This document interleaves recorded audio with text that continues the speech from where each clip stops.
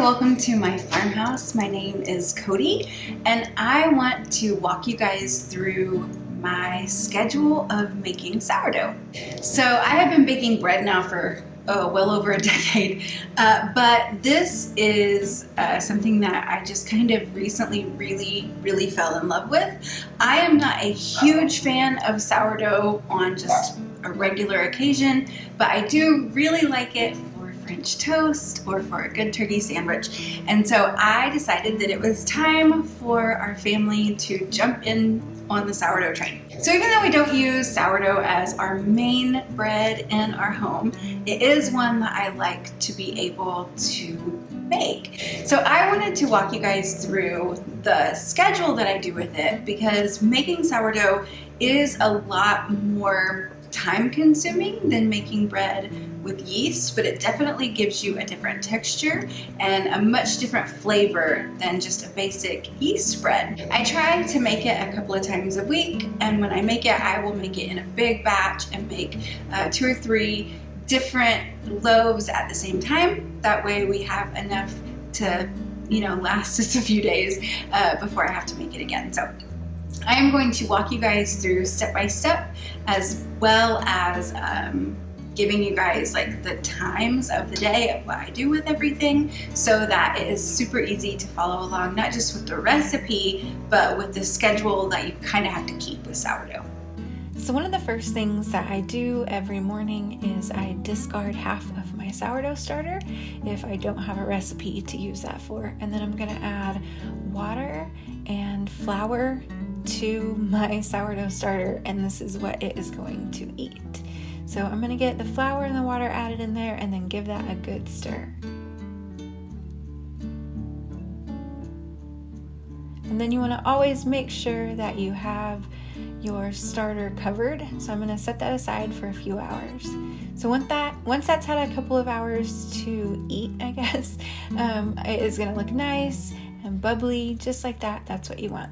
So I don't know why my camera didn't get it, but I added 450 grams of starter, 900 grams of water, and then I added 75 grams of olive oil. I'm going to mix that together, and then to that I'm going to add about 450 grams of all-purpose flour, and then I'm going to add about 50 grams of vital wheat gluten. If you don't have vital wheat gluten, you can leave that out. Your dough might not rise as well. And then I'm adding 30 grams of fine sea salt. If you don't want to use all-purpose flour and gluten, then you can also just use bread flour. That has a higher gluten content, and that will do the same thing.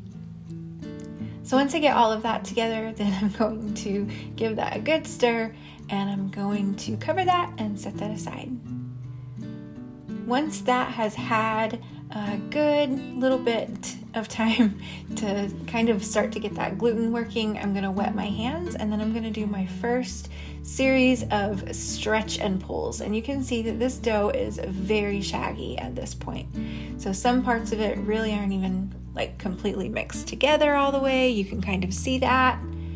And all I'm doing here is just kind of pulling it up and stretching it out and then folding it over itself. If you don't have your hands wet while you're doing this, then the dough very well may stick to your hands, but it won't if your hands are wet. So after that first series of stretch and folds, I am going to cover that and let that sit for a little bit, and then I'm going to come back and do my next stretch and fold. And you can see here that after the first one, it gets a lot easier to use, and every new stretch and fold series that you do is just going to get easier and easier to work with. That gluten is developing and just makes pulling it just so much easier.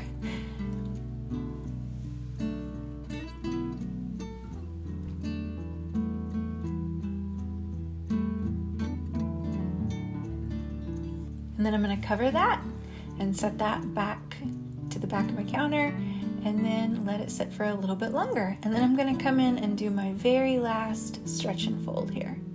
So I do 3 for mine, and you can see how beautiful this dough has become at this point.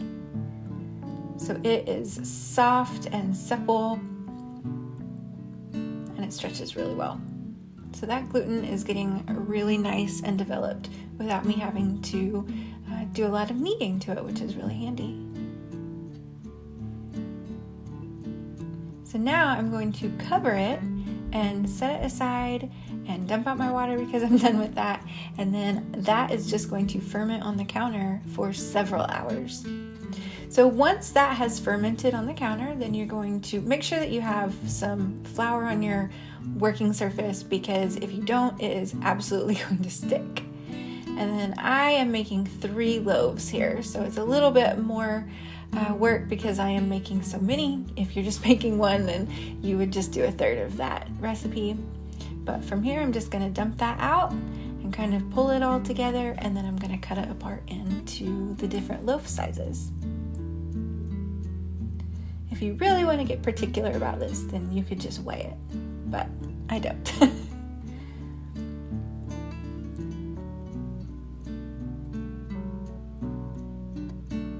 So once I get my dough separated, then I'm going to start to kind of form it into a loaf. So I want it to be really pretty in the end. So I am just pulling all of my sides up together, and then I'm going to roll it onto itself so that that ugly part is what is on the bottom.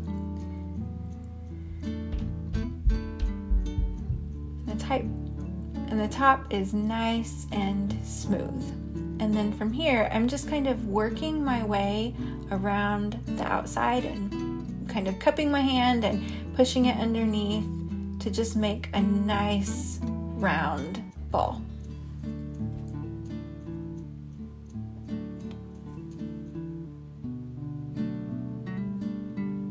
And then from there, I'm going to throw it in my lined Banneton basket.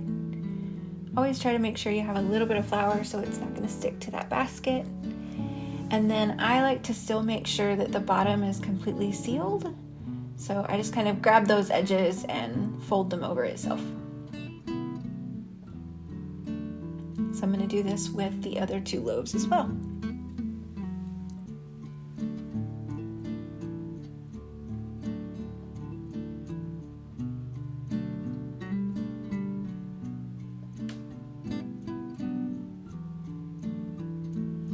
Once I get my loaves formed, I am going to make sure that I have a barrier between them and the store bag that I'm putting it in.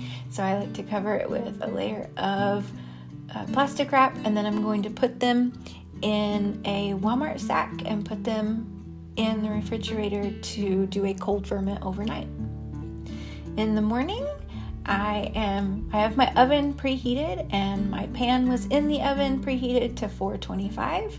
And now you can see that that dough rose overnight, but it's nice and cold, so it's going to be really easy to work with. So I am going to flip it out onto a big, nice sheet of parchment paper.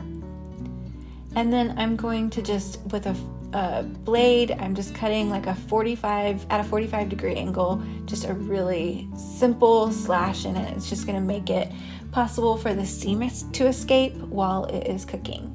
And you can see here why I want such a big piece of parchment paper, because I want that to be folded over the edges outside of the pan itself.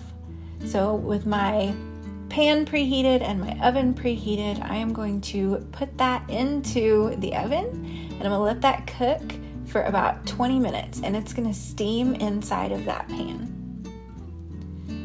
And then it's going to look like this. So you can see that ear has formed on it, but it is not browned. So I am going to stick it back in the oven for another 20 minutes. And then it is going to pop out and look just like this. So I spent extra time. It doesn't actually take 3 hours, but I spent extra time because I was making so many loaves. You do want to go ahead and immediately pull that out and put it on a cooling rack. And then once these are completely cooled, then you can slice them and eat them. So if I am making them, we can almost always have them for lunch the next day. So that's my sourdough schedule. I hope that was helpful for you guys, and I will see you guys next time.